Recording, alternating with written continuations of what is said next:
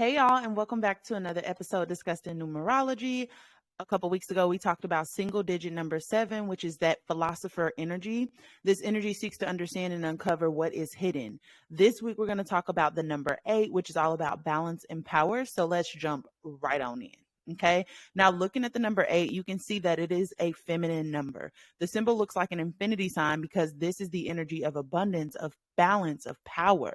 She is one of the most understood numbers of all the single digit numbers because of her association with money. Like, people will literally change their name so that they can bring in more of this 8 energy. They will literally add up their address so that they can make sure it equals up to this 8 energy. If they have a business, they'll set their prices to equal up to the number 8 because it's supposed to bring in that abundance, right? And because of this association with money, power, and accomplishments, people will literally prioritize their whole life around the number 8. Okay. Now, 8 is associated with career, like I said, accomplishments, finances, and authority, but balance is at the forefront of everything, which can be seen in the symmetry of this shape. 8 is considered to be the great karmic equalizer because it can create and destroy equally. When this energy enters the chat, you better believe that justice will be served. You will reap what you have sown.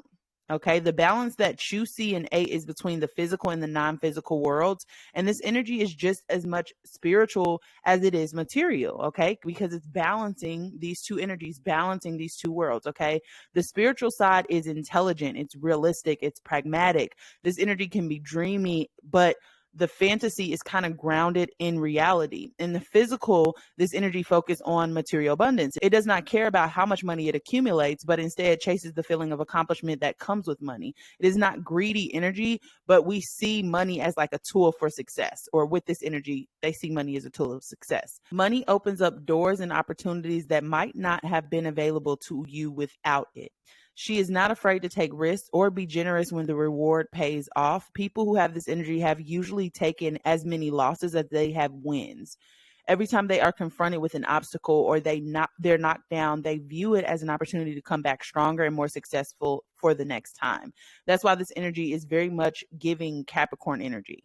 Okay, as a Capricorn Taurus with the Capricorn stellium, I have had multiple businesses. I've failed multiple times, but I've never considered anything as a real loss. I just consider it as a lesson. Whatever happened before is not a determining factor for what I have to come. Right. So 8s are known for their drive, authority, ambition, efficiency, management, organization, discipline, and control. The 8 is the number of the realist, and they're very practical, focused, committed, and they have amazing judgment. The closest number to 8 is going to be 1. They both have amazing leadership qualities, but 1 lacks the diplomatic approach. There's not a lot of structure to 1, where 8 is definitely more structured and has better understanding of human nature, which works in its benefits. When it comes to careers, for 8, energies are going to usually be like military, law enforcement, or other authority roles. With 8 comes a high level of self-confidence and this enthusiasm to get things done. This energy is honest. Some might say too honest. They're also generous and forgiving. And when it comes to appearance, they tend to have like more of a athletic build. They're going to be taller. They're going to have more muscle definition, things like that. Some of the cons of this energy is that 8 cannot flourish alone and needs to be supported by other energies in order to be successful. They work best when they have the 4 energy around them to keep up with the details, and the 9 energy to stay in touch with humanity or their humanity. 8s get frustrated often and deal with dissatisfaction, aggression, insomnia, greed, intolerance, hate, and anger. Although a high percentage of 8s end up in the top percent, a lot of them also end up homeless. They're not romantic. They're straight to the point, but they are loving. 8 is the only number out of the single digit numbers that can turn out to be the exact opposite of what the numerology indicates because of this balancing out. You give what you get type of energy. Okay, so for the case study, I picked Olivia Pope. I think she's the perfect example of this energy. She was independent, she was intelligent, she was ambitious, and she was strategic as fuck. She matched well with Fitz because Fitz represents that 1 energy, which is very similar to the 8 energy. Remember, the difference is that 8 has the ability to strategically plan where the 1 does not, okay? 8 is her overall energy, but when she's with Fitz, sometimes you can see her become this 2 or this 6 energy in his presence. So I love this example because we get to see her cycle through these different energies. Like, for example, when she's with her dad, she's more of a 4 energy. She needs to be in control and she has all these rules in place for him, right? She's also not the type of energy that can stand alone. Abby is Olivia's humanity and Olivia's conscious, whereas Harrison was her practical, organized, and detail-oriented person before Huck came along.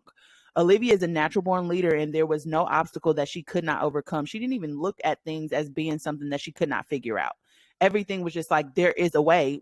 Just need to figure out what the way is. And she pushed people according to her own expectations that she had for herself. So we watched her for seasons out strategize people and take client after client after client and not really prioritize herself. So she started self-medicating because she was the person who needs balance in her life, but she was addicted to chaos and just wanted to be the most powerful person in the country, which stemmed from her childhood trauma. She felt powerless as a child, so she needed to feel powerful as an adult. She is also a good example because she shows us what the energy looks like in alignment, which we see early in the earlier seasons, and then what it looks like when it moves out of alignment, which we see in the later seasons when she starts to spiral out of control because she has a lack of boundaries and she has no work-life balance in her life. Okay. You cannot be the person who is constantly giving with no reciprocity, because eventually your cup will be empty and you'll have nothing left to give, which kept happening to Olivia. But because she's so ambitious, she just kept trying to push through and she just was not prioritizing herself. But we also see her as an agent of karma. She had a strong sense of justice. She always made sure people who hurt her had to face her. She ate her daddy up every single chance that she got, and she ate Fitz ass up every chance that she got as well. Nobody was safe. If you in her presence, you were absolutely going to be held accountable. Okay. And we also see in the cons as well of this energy, Olivia was not particularly happy. She had a problem feeling satisfied. It's like she wanted to be with Fitz, but when he actually chose her, she did not want to fucking be with him, right? She was pissed off all the time. She was angry because everybody was using her up and she didn't have good boundaries, and she just wanted space and time to just live her life, and she didn't have that because she had so many people relying on her, and she was disappointed really easily by the people around her. And the girl barely got any fucking sleep. Like I said, she was drinking that big ass glass of wine every fucking night and still couldn't sleep. So Olivia is an amazing example of how this energy kind of exists. Another example would be Annalise Keating from How to Get Away with Murder, Jax from A Reasonable Doubt, and Aaron Wallace from For Life. They're very, very, very strategic energy that still has that masculine component, meaning like that leadership quality, that entrepreneur spirit, that drive that kind of comes with this energy, but it still is smart about it.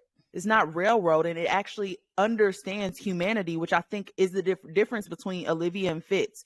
Fitz, anybody who get in his way, he's cool with them being ran over. He's not going to get his hands dirty, but he's cool with it happening. Whereas Olivia is not cool with that because Olivia understands the human experience. And we see that in her taking in Huck. Huck was a homeless guy, but she believed in him. She cared about him, and it shows us her humanity. And that's what's missing kind of from that one energy, is the humanity portion of it. And that's what makes Olivia really great for this case study. Okay. Now, esoterically, 8 is the number that will assume power because 8 is the master in its field of study.